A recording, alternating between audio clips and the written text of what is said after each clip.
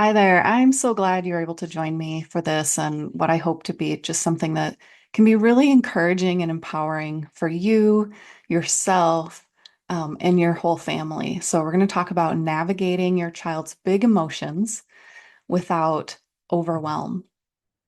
So, are you a parent, a guardian who you adore your child, but you still feel yourself getting to a point of almost like losing it when emotions run high?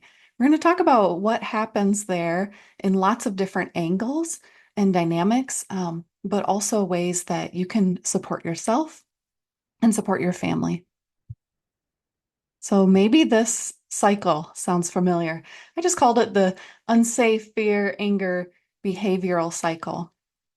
So there are things that can happen, moments when maybe you notice your child's a little bit more on edge, a little bit more elevated, or big emotions are already coming out. And there's this sense of feeling really unsafe and out of control. And what can happen then that can trigger fear within us. It can be conscious or it can be unconsciously. And we'll talk about that more at the end of this, what that looks like.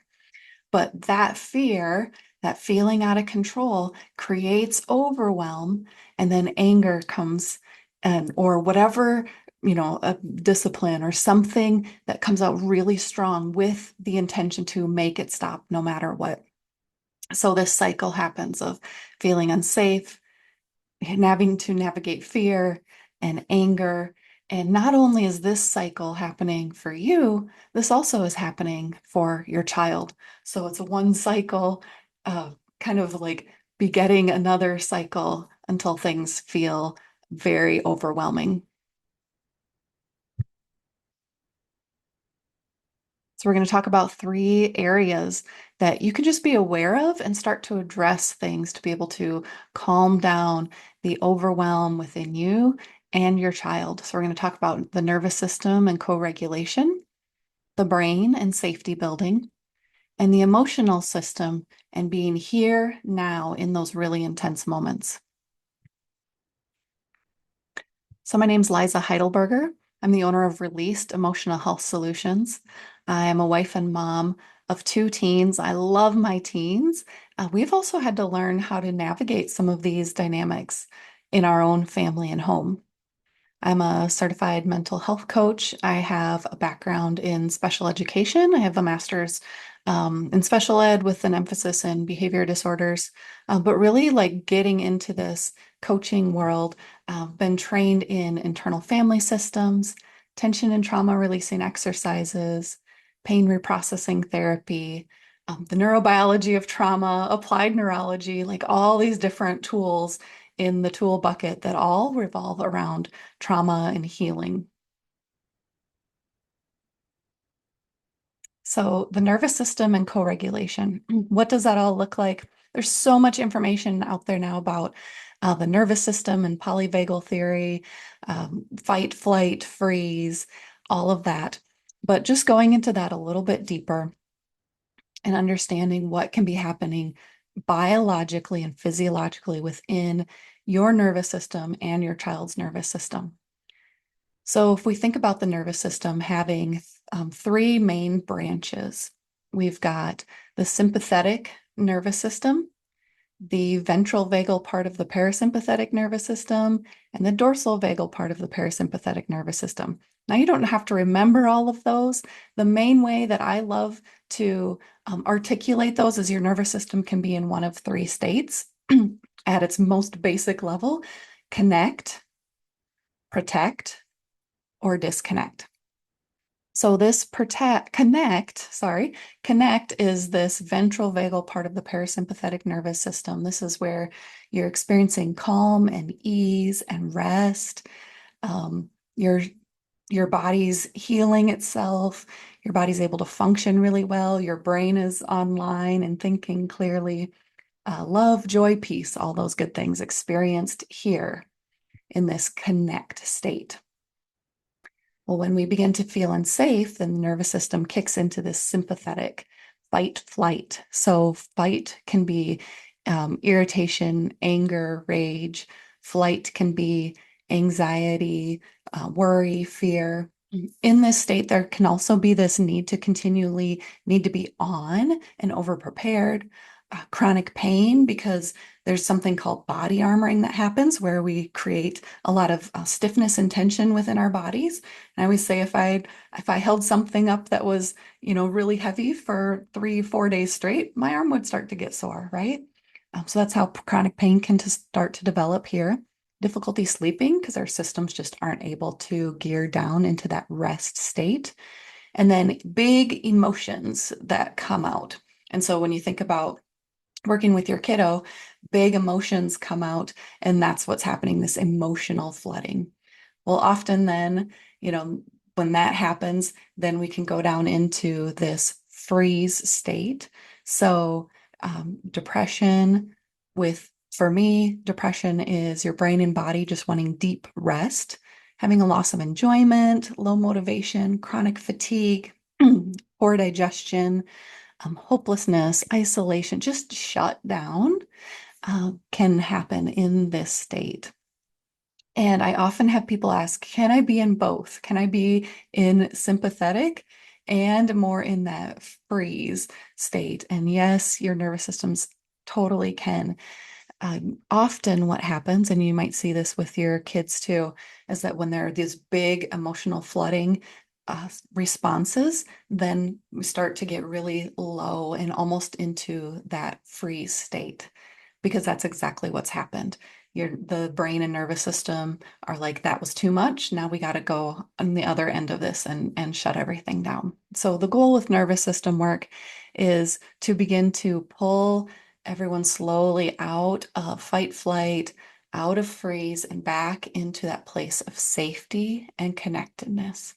So I just wanted to kind of ask this question for reflection, like, where do you see yourself most in these different states within the nervous system? And how about your child when you're interacting with them? So understanding how you can be in a certain state within your nervous system also plays a role in co-regulation.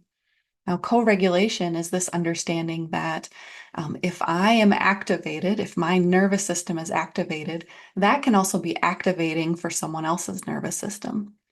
But if I am in a calm state in my nervous system, that can also be calming for someone else. So even think about this for yourself and how co-regulation might play out. Think about the people in your lives that maybe are activated and are activating for you and your nervous system. And then think about who are the people that are calm in their nervous systems, and that's calming and feels safe for you. So much of what we're going to talk about is comes back to that word that I just used is safe and safety. So this is also a great reason to really begin to understand and regulate your own nervous system, because if you can be calm and safe in your nervous system, in your brain, and in your body, then that also provides a safe place for your child. So here are some really quick tips to be able to begin to navigate this. Awareness is a huge piece of this puzzle. When I begin working with my clients, I have them do like a 3-day awareness check-in. Like set your timer 3 times a day for 3 days. And when that timer goes off, morning, noon, and night, just stop where you're at and check in. How stressed out, how stressed out was I? Was I experiencing anything in my body? Was I relaxed? Was I feeling activated? Where was I within those states of the nervous system? Was I in fight flight? Was I in rest and digest, that connected social space? Or was I in freeze, like a shutdown and freeze? And being able to identify where you're at as quickly as possible is really helpful, because so often when we react and out of that fear or anger place, that can sometimes feel like, where did that come from?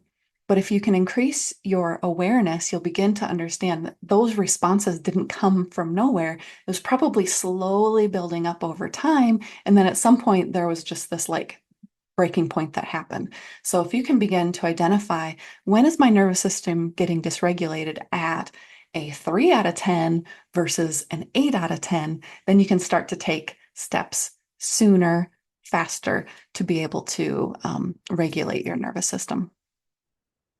So, one of the ways to do that is to increase movement. And it's really helpful to understand where your nervous system might be within those states of like fight, flight, and freeze.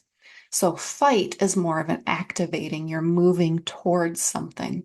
So, doing something like doing some push ups on your counter, doing some heavy work like walking up some flights of stairs, big movements can start to get that intensity out of your body. A flight, even getting into a place of anxiety, is just your brain and your body saying, get me the heck out of here, right? So taking a quick walk around the block, you're kind of like doing a little bit of a biohack or a brain hack, telling your brain and your body, we're doing what I feel like I need to do. Going for a walk is also great because when you're walking, especially outside, you're doing a lot of eye movement, especially going back and forth like this, taking into consideration like the principles of EMDR. These are just signals when you can, when you're looking and you're scanning in your environments, it's signaling to your brain and your body that you are safe. So we're getting back to that place of safety.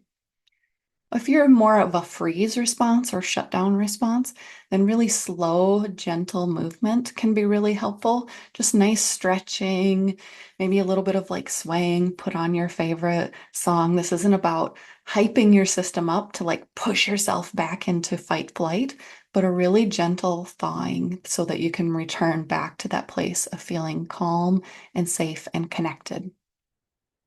And then one really great tip is to get your breathing back under control because if you're in fight flight or if you are in freeze, your breathing is impacted. So one of the tips that are the breathing practices that's very well researched is something called a physiological sigh. It's a big breath in with a shorter breath, a quick hold, and then sighing out. So I'll show you what this looks like and then we can practice it together again. Yeah. So go ahead and do this with me a couple times.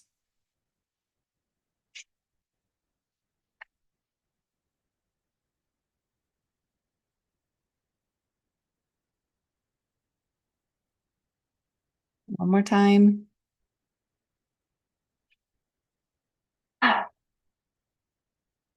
So doing this, even doing it with your child, especially if you're in that calm and regulated space, can be really helpful. This is just really mimicking what our brains and bodies are already doing. So if you ever noticed for you or yourself, maybe you found yourself going,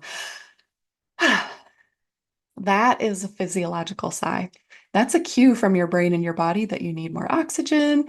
Everything, it's a chance to check in. How am I doing? And this is a way, using a physiological sigh is a way that you can build in this signaling safety to your brain and your body. So these are all movement ways and body-based nervous system ways that you can signal safety to your brain, your body, and your nervous system. So let's talk about what's happening in the brain, reacting versus responding, and then we'll talk a little bit more about a different form of safety building.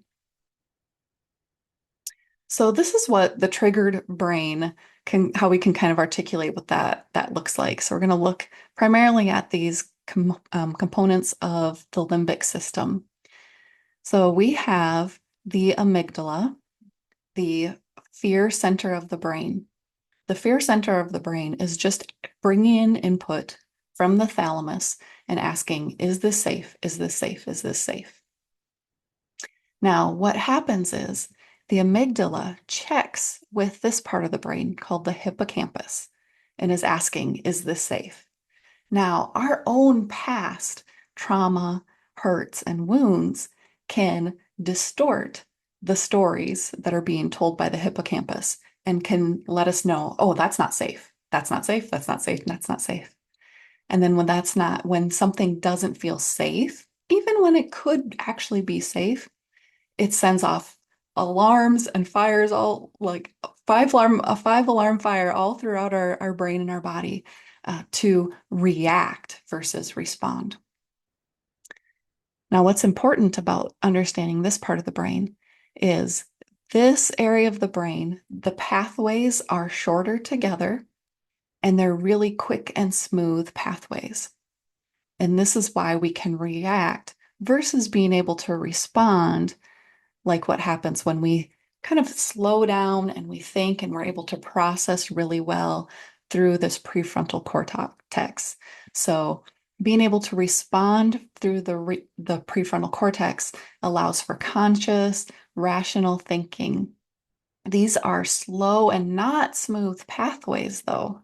And that's the key of what happens. So I want to try to articulate this so you can understand yourself and your child better of like what's actually happening in the brain. So even though this reactionary process is very quick, these pathways in the brain are very smooth, the thalamus is also sending the same information to the prefrontal cortex, but those pathways are not smooth. And they generally only process explicit memory, things that we can consciously bring to our mind.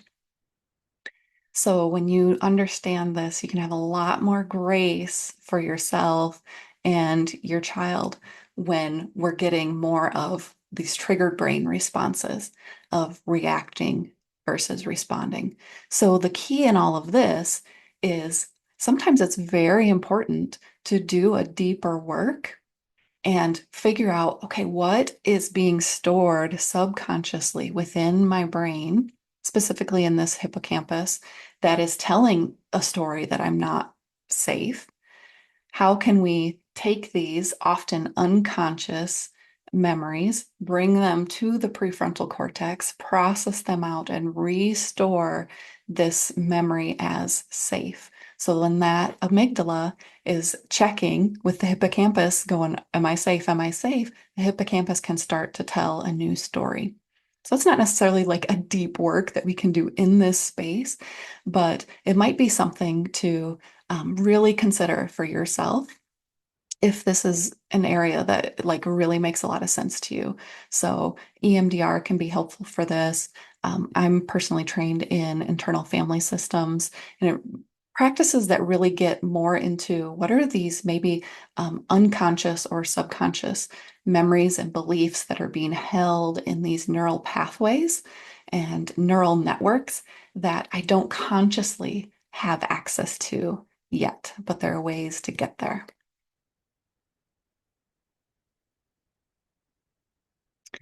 So again, we want to build awareness. So this is safety building and you're emptying your threat bucket. And so checking in with yourself emotionally, not just like what am I experiencing somatically and in my body, but what are my thoughts like? How am I, am I overthinking? Am I having fear-based thoughts? Things like that.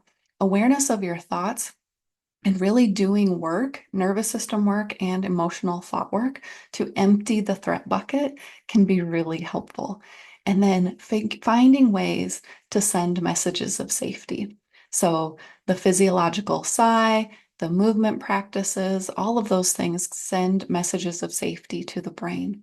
But you can also learn other ways to be able to send messages of safety. If you're feeling unsafe or there's a fear-based response in response to maybe a big emotion that is coming at you, what are some messages and maybe thoughts of safety that you can begin to send yourself?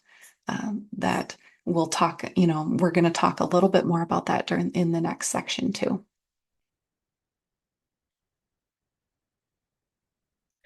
So now it's important to understand the emotional system as well and being here now and responding from a place of here now, from that prefrontal cortex, from that really well-regulated part of your nervous system, instead of reacting from back then. And we'll talk about what that means. So this can be helpful in understanding your emotional system. So what happens is we have all these really great inner strengths and resources. This is when you're like, man, I am in the zone. I am at like the peak of who I know I've been created to be. I'm experiencing that connectedness, calm, love, joy, peace, all those really great things happen within this place of our inner strengths and resources. But what can happen over time is we develop these protective responses, usually from things that have happened in the past. And we'll have these manager proactive protective responses. So this can be anything that is always trying to like keep everything in order and under control, right? But we also have these reactive firefighter responses. This can be anger, addictions, um, being, just going to even like a social media and just shutting down for an hour. Anything that's like, I can't feel this anymore, make it stop. These are reactive firefighter type protective responses. And seeing these as not the enemy, but as protective responses is really helpful for you, yourself, and your child. But all of these things, these protective responses can really be driven and the volume cranked up on them from this experience of understanding that a lot of this can come from past wounds, past hurts and wounds. Because when you talk about protective responses, what are those protective responses actually protecting? It's usually a younger hurt or wound that we are still carrying.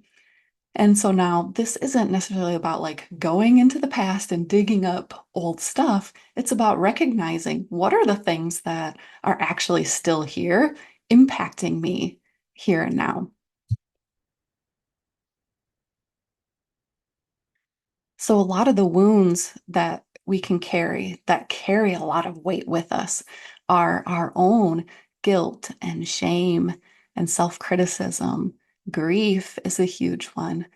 Rejection from the past, abandonment, the anger or fear that maybe in certain households we grew up in a place of anger or fear and had to kind of like tiptoe around everything. So that's why anger, especially, can feel really, really unsafe. Uh, that's that's one of the biggest things that I see specifically in working with parents who are really struggling with their dynamics with their kids' big emotions. Is this, I didn't feel safe with big emotions growing up. I didn't know how to handle that. I wasn't taught how to manage this. I wasn't given a safe space to process my emotions. So now big emotions also feel unsafe. But then we also have these inner strengths, right? We have compassion, we have curiosity and clarity, creativity, calm, confidence, courage, and connectedness. So think about maybe moments when your kids have been having these big emotions. Are these things, these wounds being poked at? Or are you able to respond through these inner strengths, having this courageous compassion, things like that. So, here are some other questions that you can ask yourself. How do I know if I'm using my inner resources? Well, in those moments, in those big moments, do I feel empowered or do I feel powerless? Am I experiencing guilt and shame or compassion and connection? Am I responding with frustration and anger? Or am I responding with that curious courage? And now, especially linking this back to what I talked about with feeling unsafe growing up around big emotions, am I experiencing this as if I'm here now or back then? So, a really great question to ask yourself when you're in a moment or you're coming out of a moment that felt really big and probably felt unsafe is this question of how old did that make me feel? So when those big emotions were coming at me and I was reacting or responding, how old did that make me feel? And if you get a sense that man, I felt like I was a 4-year-old little girl again, or a 13-year-old guy, or whatever that is for you. That's an indication that when you have those reactions, it's coming from a younger place. It's coming from those past hurts and wounds. It's coming from those places in the brain, those neural networks where those old hurts and memories are stored. Ultimately, with all of this, I want you to know that in those moments when they can be hard and maybe, coming out on the other side, you're like, man, that happened again. I told myself I was not going to react that way, and I did it again. I want you to understand that based on nervous system work, understanding the brain, understanding our emotional systems, that you make sense.